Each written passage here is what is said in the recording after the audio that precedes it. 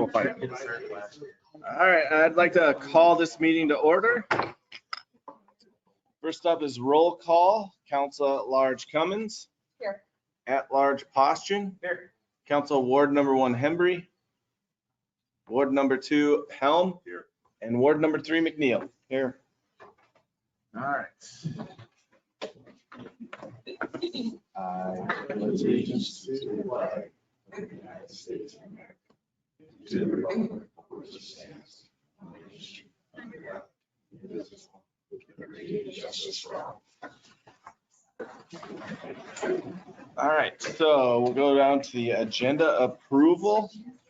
I have been asked to say that under city business number 6, which is discussion of possible action concerning reimbursement to Tipton Fire and Rescue for 2 purchases. It actually should read 3 purchases. So with that change, is there a motion to approve the agenda? Motion. Second. McNeil with the first and Cummins with the second. Helm, Yes. Postian, Yes. McNeil, Yes. Cummins. Yes. All right, so tonight we'll go down to communications, which we do have 2 scheduled. And the first one is Keith Whitlatch, closure of 2 streets for an event on August 20th, which would be subject to working out any final details with the city appropriated city staff. Do I need to stand over there? or- No, you're fine. Okay, well, the old jail, which has been here for years, and I'm in charge of that, we've been looking for a fundraiser to raise some money there. And of course, with COVID, everything shut down. So then lo and behold, here comes a young man out of nowhere and wants me to help him set up a bluegrass festival on fairgrounds. And I said, hey, let's combine our 2 projects. Instead of doing the fairgrounds and having a huge thing, let's have it downtown and see how it goes. So that's why I'm here to ask you to request permission to close off 4th Street from the intersection out here north of the fire station or by the old jail to the highway, and then half block north on Lynn Street up to the city hall. It wouldn't stop the police from coming in and out of the police station. The music, the band would be put in the prisoner yard. They like the idea of being in the prisoner yard. I think that sounds cool And too. then, and then the spectators, fans could sit out in their lawn chairs on the street. So that's basically the front of it. We like to shut it down somewhere around 4 o'clock so we get the cars cleared out, and then we should be done by 10 o'clock. I think I might have put, I did put in, 11 o'clock, but that was just to make sure it's cleaned up. We'll be out of order before that.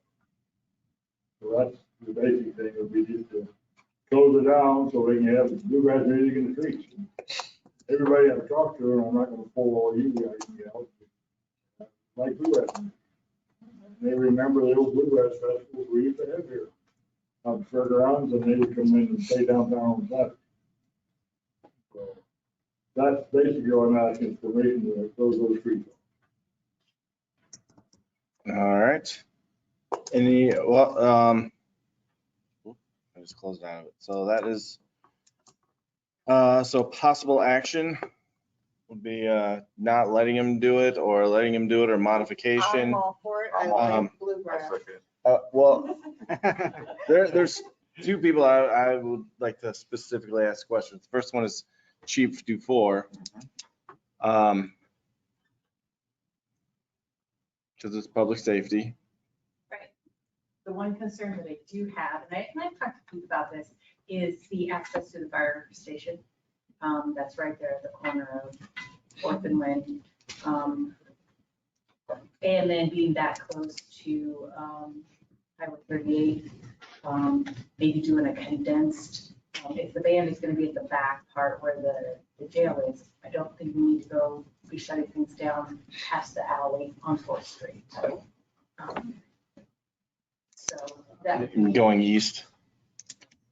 So like we would put barricades like right before the alleys. or Somebody anything. Well, right, but And then is co-op okay with this as far as, not co-op, molars or Yeah. using the gas station because there is access or driveways there. So those are my two biggest concerns. And since Jason, you are on the fire department, you're the next person I was gonna ask. I think it'd be fine for us. I mean, we still have access. We can let everybody know that that street's gonna be closed. That is a main thoroughway to get here for everybody, but we can come down the block. Okay.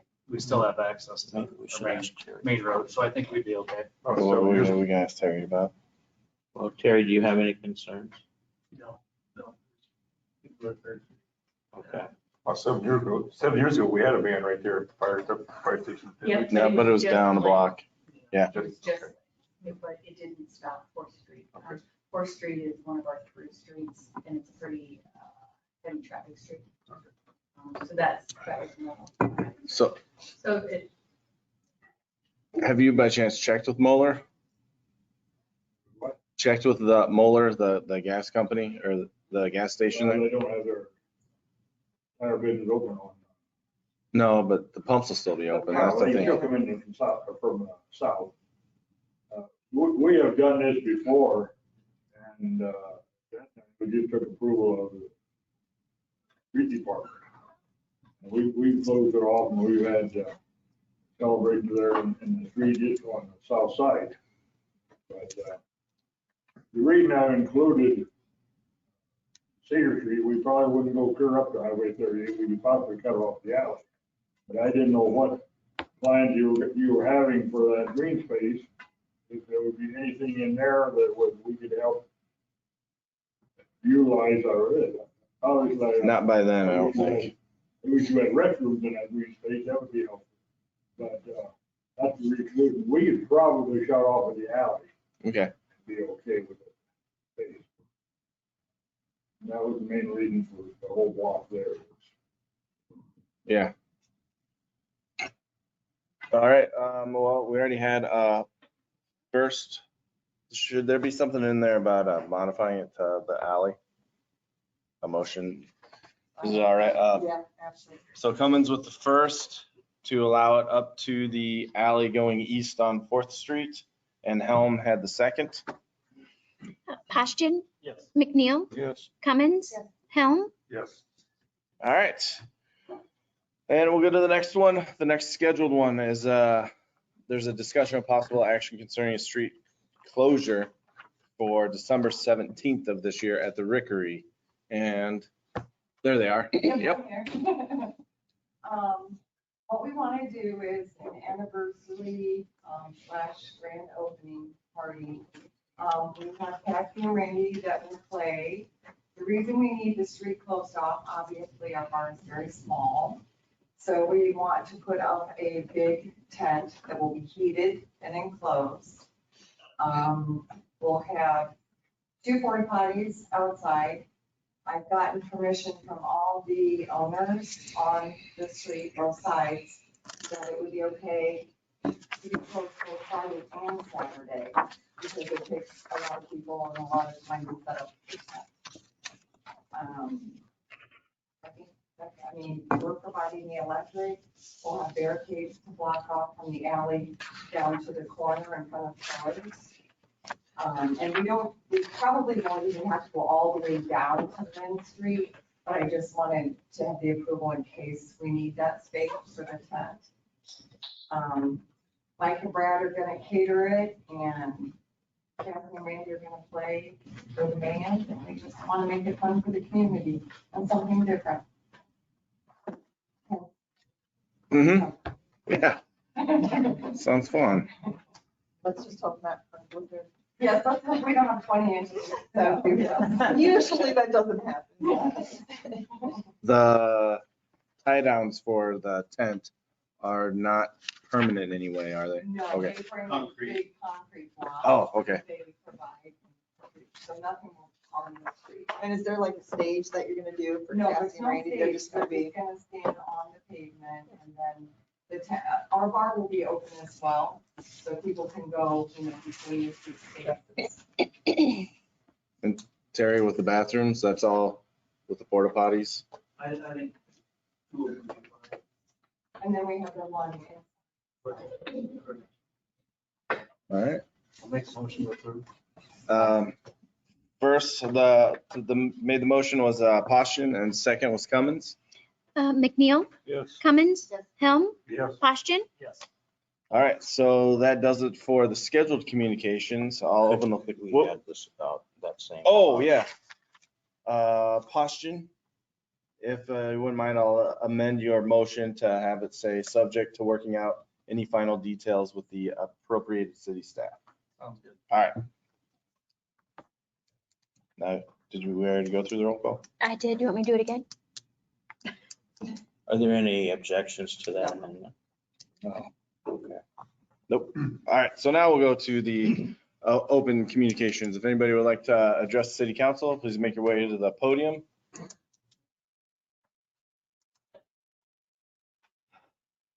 Looks like that would be me. It may be the heat that's making me a little cantankerous, and so I have to apologize for that to begin with. But I looked at today's agenda, and I don't envy you people having to deal with so many issues coming up tonight and with all the things you've had to deal with in the past. So I think we certainly, anybody that follows your business should appreciate the work you guys are doing. I do have a couple of concerns. I'm as much in favor of solar as anybody in Tipton, including Floyd here. And I know the advantages of it.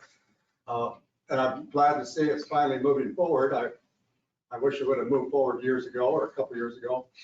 But I do have a question and a concern. If you're going to bond now for that through revenue, I don't know, was it revenue bond, I guess is what you used. Seems to me like the interest rates are going to be, could be pretty high. Now, I can't imagine how you could, now with 6% interest for mortgages and stuff like that, I'm going to pay a lot more interest right now than you would have a year ago or 6 months ago. And so that's got to be calculated into your cost, all long-term costs, whether you're going to actually be able to do the kind of savings that you're hoping for. I know in the long run, it's going to be a good thing to do, but maybe you'll want to hold off and hope the interest rates come down within a year. Might make more sense. Another thing I noticed in the agenda, airport report, and I got my opinion on that new airport, and I have had for a long time. But I'd be kind of interested in knowing how much money we've given McClure over the last 10 years for them to continually try to purchase property and put time in year after year after year trying to secure land for a new airport that I have my own opinion on whether we need a new airport or not. Land prices are going to be going up. They have been continually and most likely will continue. And it's been probably 5 or 6 years ago that you put out a proposal for that airport with construction costs, how much the construction costs would be. And I think now anybody here should realize that those construction costs have probably almost doubled in the last 5, 6 years. So you need to maybe take another complete look at that plan and see whether it's worth pursuing and continue to spend money attempting to buy land that people don't want to sell. So other than that, while I'm wound up, the nuisance property I reported on last time was mowed at pretty high level, about 6 inches high, and the 18 inches of grass that he cut off was just laying there. Some of it laid on the curb. You go down there now and you can't see the curb because there's dead grass laying there. The dead grass has fallen down within the other grass. And that property, I would like to see all of you drive by and take a look at it and see if you think that there's brush growing up everywhere, around the trees, along the garage. I mean, it's a real eyesore for Tipton. And I think we need to maybe pursue that mortgage company again and let them know you're going to go in and clean it up, put it on their taxes if they don't take care of it themselves. So, All right, that's it. Thank you very much. thank you. Hey, Brian, just FYI, Yeah. so the picture of that property was taken Friday. We are keeping an eye on it for the city code policy. So if anybody needs to Yeah, it was kept up really nice, yeah. And now it's, We have been keeping track of it. Good. if you know anybody who wants to buy a really nice house, that's a foreclosure, please. So they get the price down, it would sell if they got the price down where it would sell. Mm-hmm. Whose house is it? Dave Trizold with the huge garage. Be a good property for somebody that wanted to invest some money and fix it back. All right. If there is no more, I will close that portion of the meeting and we'll move on to the consent agenda, and these can be enacted with one motion. It's the approval of the council meeting minutes from June 6th of 2022, approval of the investment and treasurer's report from May, approval of the airport minutes from June 6th, approval of a liquor license renewal for Family Foods, approval of the updated outdoor seating sketch from LMB's Poorhouse, which is subject to building inspector Terry Gert's final approval, approval of an Eagle Scout project installing new grills in the city park, the approval of the No One Fights Alone road race on the 4th of July, approval of a tobacco license renewals for July of 22, and finally, the approval of the claims register, which includes claims paid under the current purchase policy. Do any of those need to be pulled out separately? I will make a motion, and I see Jack is here. Yes. I would just like to say thank you. I think that's an awesome idea, what you're doing. All right, so Cummins with the first to approve the consent agenda, and McNeil with the second. Cummins? Yes. Helm? Yes. Poshton? Yes. McNeil? Yes. All right, so those all carry, they have been approved. And yes, Jack, thank you for putting together that project. It'll be really great for the park. So the city business, the first one, which is the proposed urban renewal, which is a TIF plan amendment for the city of Tipton, Cedar County, Tipton School District consultation meeting as required. Mr. Wagner? This is part of the urban renewal or TIF law that a city that is working on an amendment to its TIF district or forming into the TIF district has to offer the city and county a consultation meeting where we go over the projects we have in mind. And then they have, I think it's a week, to come back to the city with comments or questions, and then we have a week to get back to them. It doesn't have to be held during a council meeting. In fact, the last time we did this a few years ago, I think it was maybe 2018, we had it before a council meeting where only basically I did it. But since this seemed to fit in well in the timeline to include it here, we decided, or I asked to put it on here. I suppose the question before I could go into the plan, are there any school district or county representatives here for that consultation meeting?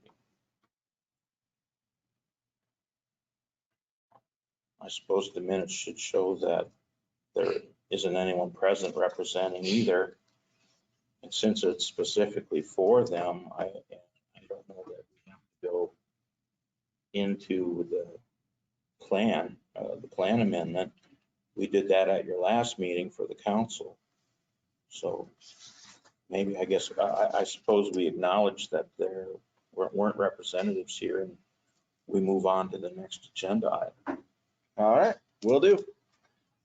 The second item tonight is a discussion of possible action concerning proposal to place a vehicle wash pad in the Lynn Street right of way abutting the property at the southwest corner of Lynn Street and West First Street. And the property owner is here as well. Right. If we have questions for him, but Brian? Yeah, in the synopsis for tonight, we have a drawing that Murray provided to us showing where the general location of this wash pad would be. And at the meeting we had with him, I think he said it would be 18 feet into the city right away.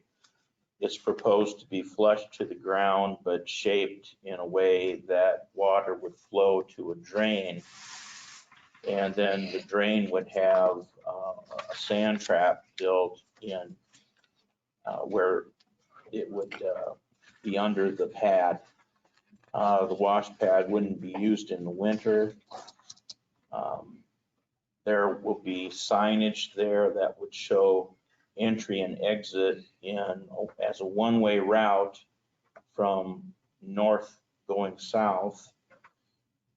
The owner would be responsible for the maintenance and repairs to the pad.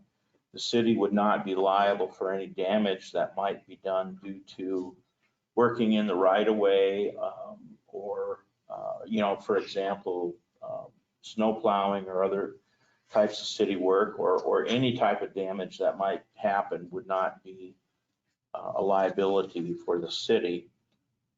It has a 10 by 12 equipment room that would be outside of the right of way on the private property. The total wash pad would be concrete 24 feet by 30 feet. And if the council is inclined to do this, I mentioned in the synopsis that we had a similar situation come up in 2018 with a handicap ramp that was going to extend into a downtown city alley by 5 feet 8 inches. And in that situation, the legal advice we had was to handle it as a 10-year lease that would be renewable. And it was written up as a lease. It had to have a public hearing. There weren't any objections to doing it. And it was approved. The property owner went ahead and did the project, and it's still there. Now, from that lease agreement in the synopsis, I added the major paragraphs that were in that. One was a description of the leased area. Second was the term of the lease. Third, I'd actually forgotten about, but there was a calculation for rent that was due up front. And I think it just took the area of the square foot area of the ADA ramp and platform and took land around it and its assessed value. And it only came out to about $235 for 10 years, which the owner paid up front. They were responsible for the care and maintenance. The agreement indemnified the city, held us as a city harmless. They had to have liability insurance that named the city as an additional insured. If the property became unsuitable or the continued use ended, the agreement would automatically terminate. And then there was a termination paragraph that within 30 days of the expiration of any 10-year period, the city could terminate or issue a termination notice. Now, we were expecting that this would be kind of an information overload, that maybe the council wouldn't be ready tonight to say yes or no to the proposal. But we wanted to at least introduce the idea and give the background information in case you decided to table it. You'd have some information to think about between now and, for example, your next meeting's on July 6th. On the other hand, if you are interested in this, we would then set about having the attorney do similarly with a lease agreement. But Murray is here in case. Do you have anything you want to add? Not unless you have any more questions.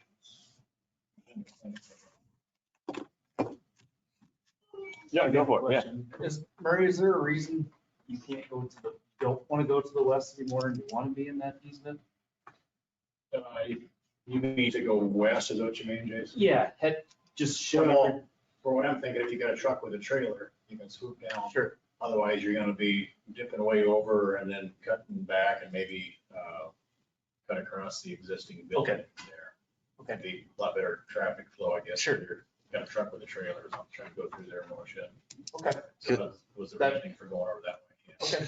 Because yeah, you won't need to cut the curb anymore. You'll use the one that's already there. Right, it's already cut to the north where you come in, Yeah. and then they'll exit where my present car wash should exit there. Yeah. Okay. Thank you. Any other questions or comments or concerns? Is there a motion one way or another?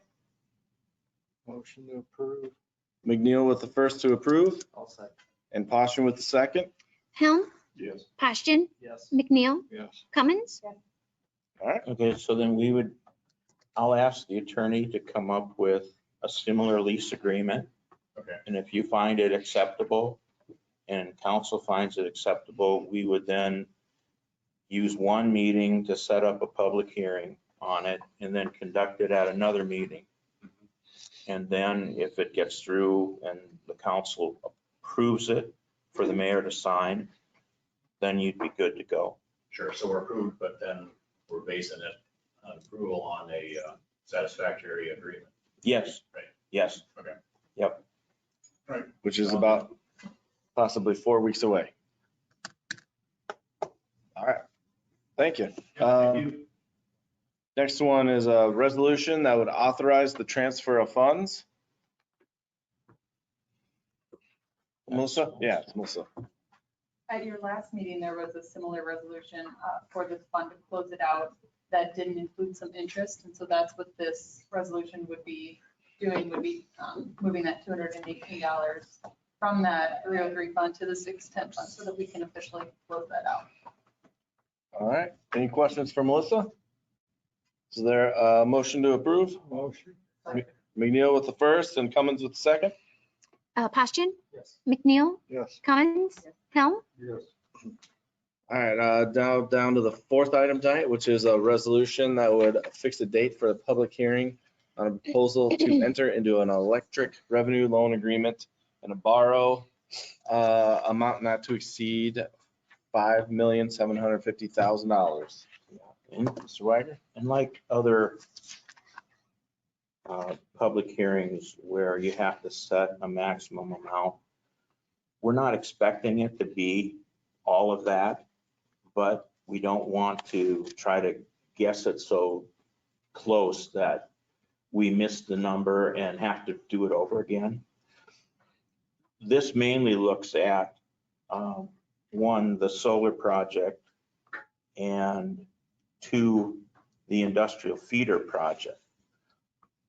But in setting this amount, the paperwork within identifies the solar project, but it also generally talks about electrical distribution equipment or infrastructure.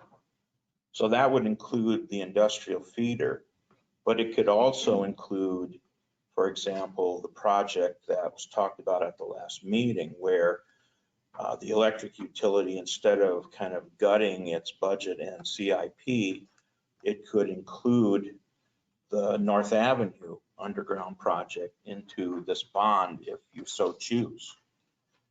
There might be other projects that you identify between now, and these are usually good for a couple of years. You could include it in there too. So I know that going back, especially because of the derecho, even though it was talked about before that, with the wind damaged poles, there was some talk about, well, why don't we look for opportunities to convert aerial lines to underground? Well, if we find those along the way, this would allow that. One thing about, going back to the solar, as of right now, we're expecting the consultants who are doing the feasibility study for it to come to your July 18th council meeting and give you a report with their results. And it's supposed to include, can it cover the cost of revenue bonds? And the idea was we wanted to look at saving money on what we purchase for wholesale power from our PGI and putting those savings into the repayment of these revenue bonds on the solar portion of the project. So we were hoping that it would pay for itself in that manner. Now, along the way, we become aware of, and I don't know if we qualify for this yet, but the state put out information on an energy fund that makes loans, I think it's up to 70 or 75% of a project, up to 15 years at 2% interest. And so we made an inquiry into, will this project qualify? And we haven't had that answer yet, and they may say no, they're looking for something else, but we're trying to see if we can fit into that.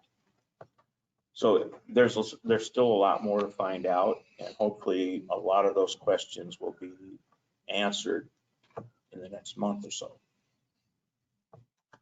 And just to make sure that this motion will be, Setting a public. yes, setting the public hearing date. For July 6th. Motion. McNeil with the first and Cummins with the second. McNeil, Yes. Cummins, Helm, Yeah. Posturing, Yes. All right, number 5, which is discussion and possible action concerning an update to the bid results for the industrial feeder project. Floyd?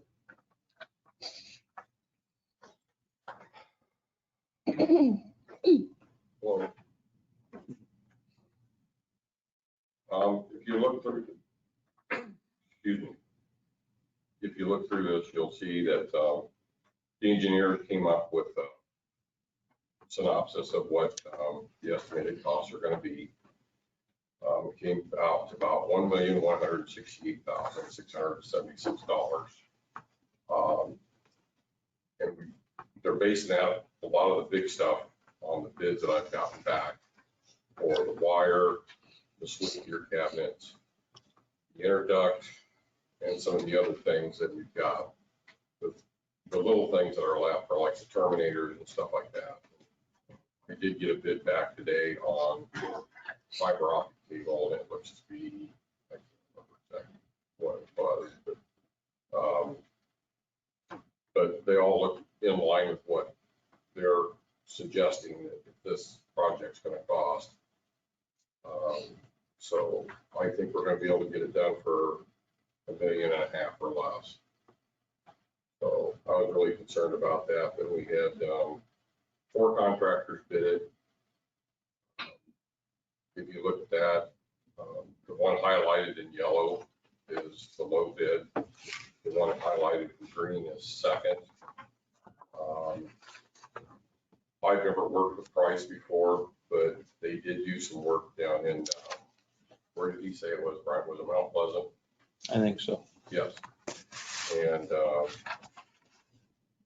they got the job done, and I haven't heard any complaints from Mount Pleasant. Jack or Randy would have said something, they weren't happy about it. So, but one of the things I wanted to ask, I know this might be putting the horse or the cart before the horse. With the lead time on some of these materials, how would you feel about ordering materials, or do you want me to wait until after the bond is approved? See, what we're looking at is the bid for the labor part of it. Wasn't, it was open on Thursday afternoon. Putting this together didn't allow to get a resolution to approve a bid by tonight. So we would not have that available until you meet on July 6th. It looks from what the engineer and Floyd have estimated that the total project is on track with what we thought it would be. So as you know, with some other things we ordered lately, such as for the aquatic center, who knows what will happen with prices between now and July 6th. So the question is, do you feel comfortable enough to say go ahead and order the equipment now? The other part of it is, and Melissa can help me with this, but there is a part of the process on the revenue bonds allows us to, what's the terminology they used, that resolution? Do you remember? Seek reimbursement for expenses. Yeah, received Prior to the yeah, that's, they had a special name for it, but that's the essence of, reimbursement resolution. I think is what the name was. yeah. But the essence of it is we can recover these costs. It isn't seen as jumping the gun so that the bond won't cover it. We're told that it will. So if you'd feel better and say, hey, let's do it in order, let's get the bond in place, let's approve the bids, and then let's order the materials, we can do that. If you feel that you want to go ahead and order the materials now and maybe beat an unknown price increase, we could do that too. Almost all the quotes I've gotten back have been in the last week. And bids are good for 30 days, except they all pretty much say the standard thing. The price of especially the wire, is subject to escalation and de-escalation, which I don't think the de-escalation is going to be the case. I think it's going to be escalation. Hasn't been the case. So, some of that stuff, we were looking at, I think it's this wire they were telling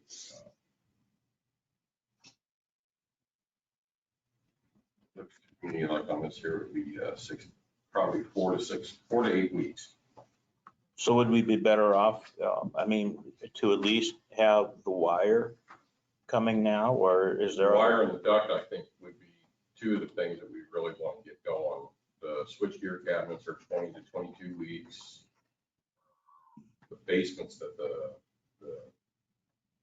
switchgear sit on, they're 6 weeks.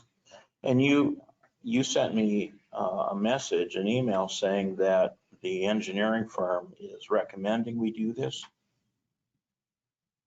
Yeah, that's kind of how David was kind of recommending us to go ahead and get this stuff ordered, but like I say, I'm not putting my neck out for it, so that's why I want council's approval to do it.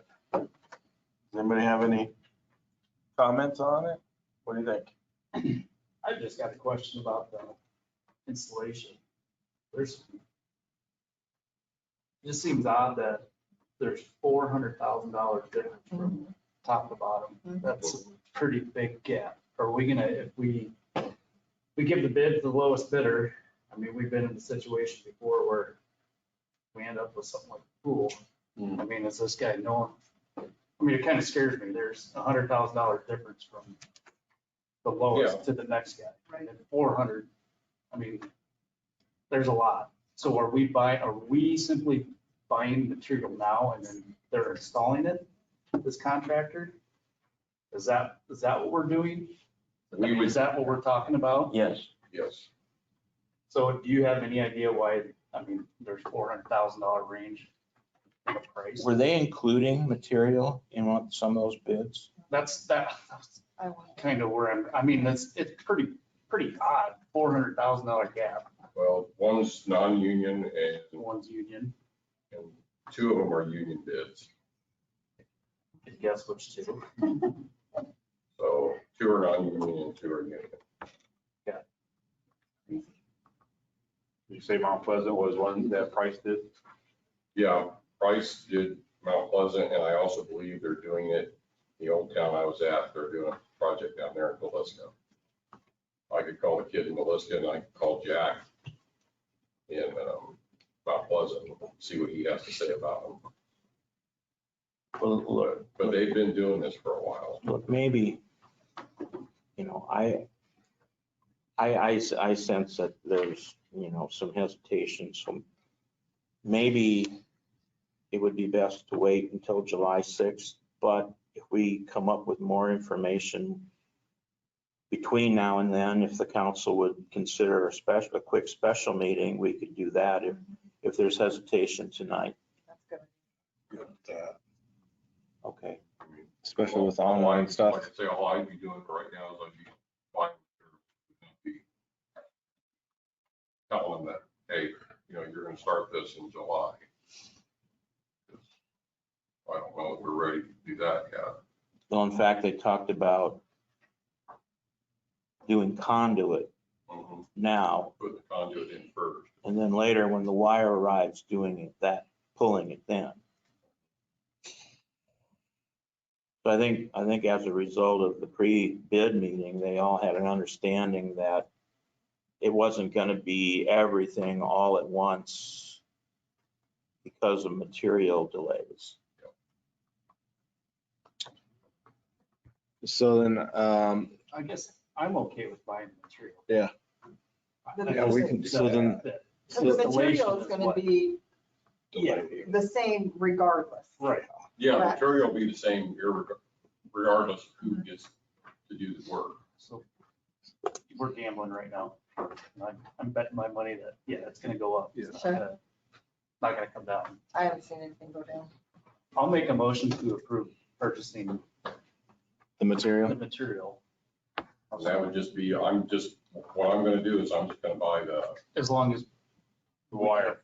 as long as we can, it's budgeted for, as long as we're not gonna. We can get it back to the bond, Okay. as long as we can get it.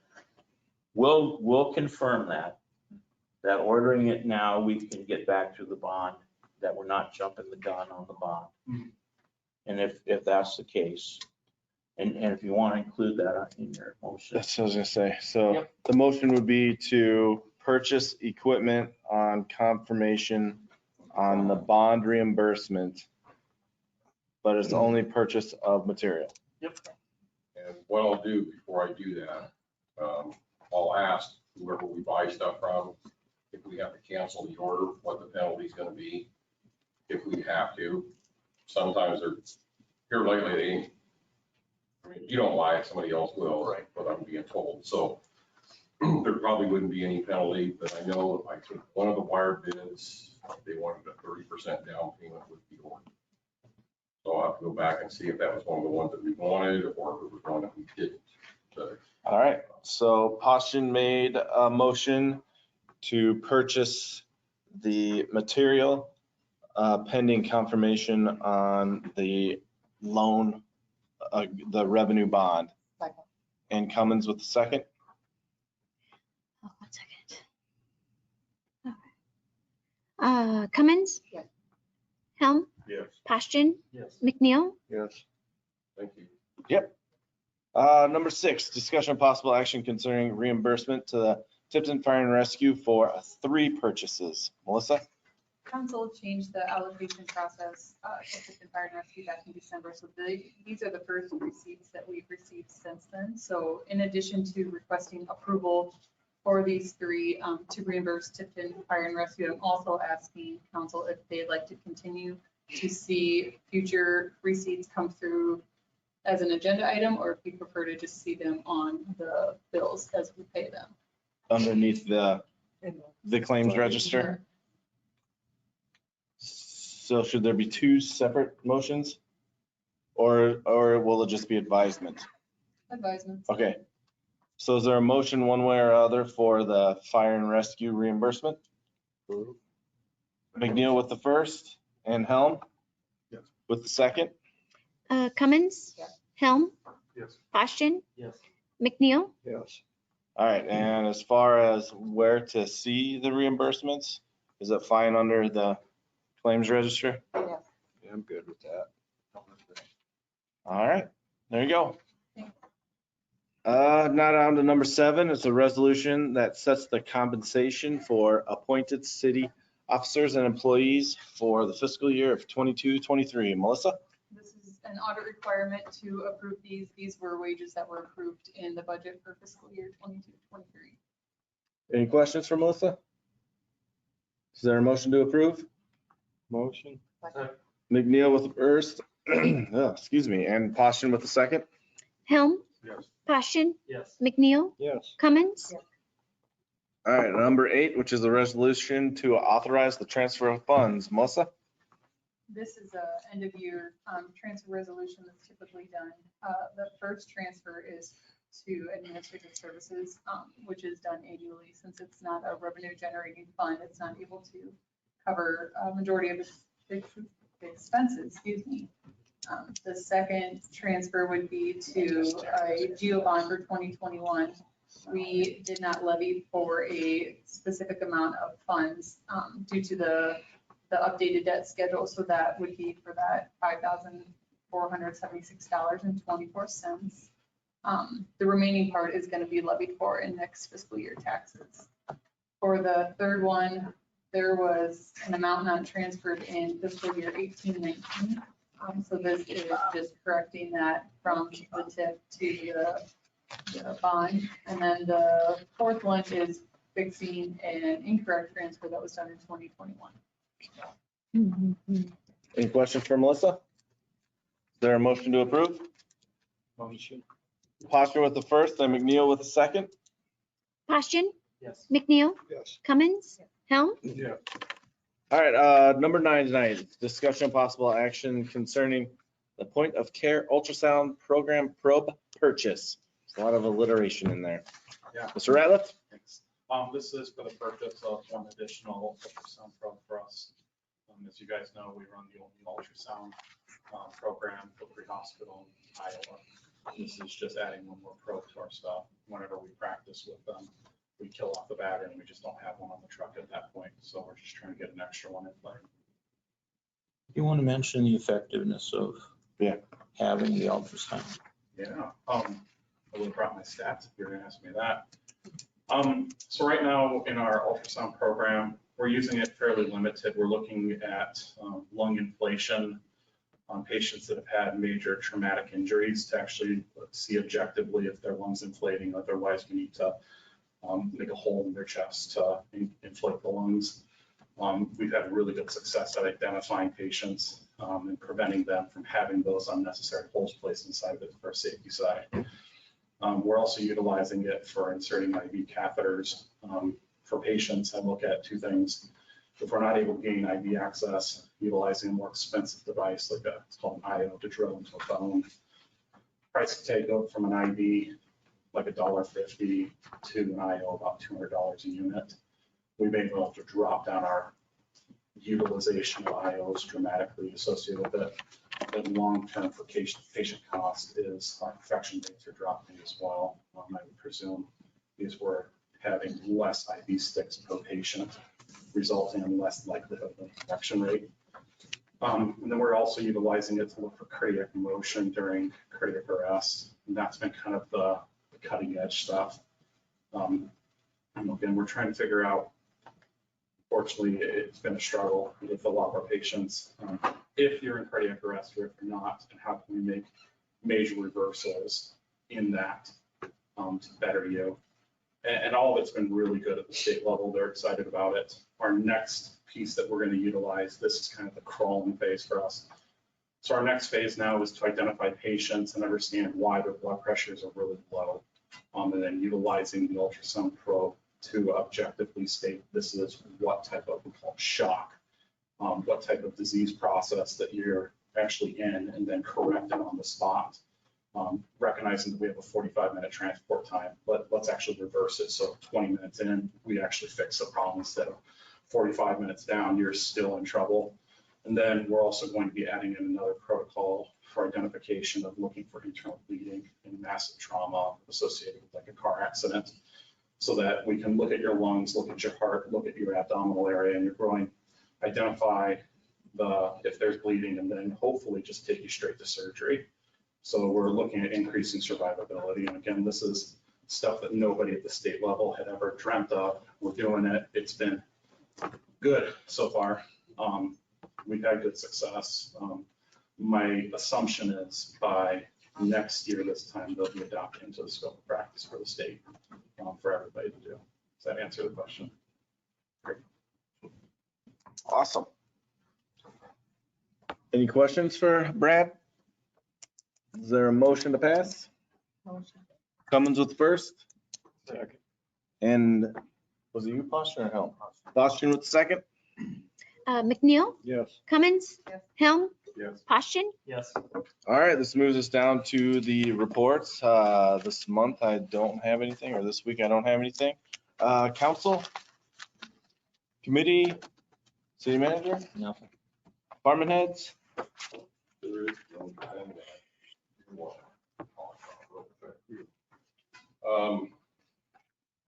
About a month ago, I got an email from MISO and from IAMU, which MISO is the Midwest Independent System Operator. They're the ones who oversee the grid for the Midwest region of the United States. I just hate the idea of even bringing this up. I know it's been around a while somehow, but they are asking all the utilities to come up with a plan to be able to shed 20% of our load, which would mean basically a rolling blackout, move from pieces to pieces of the town.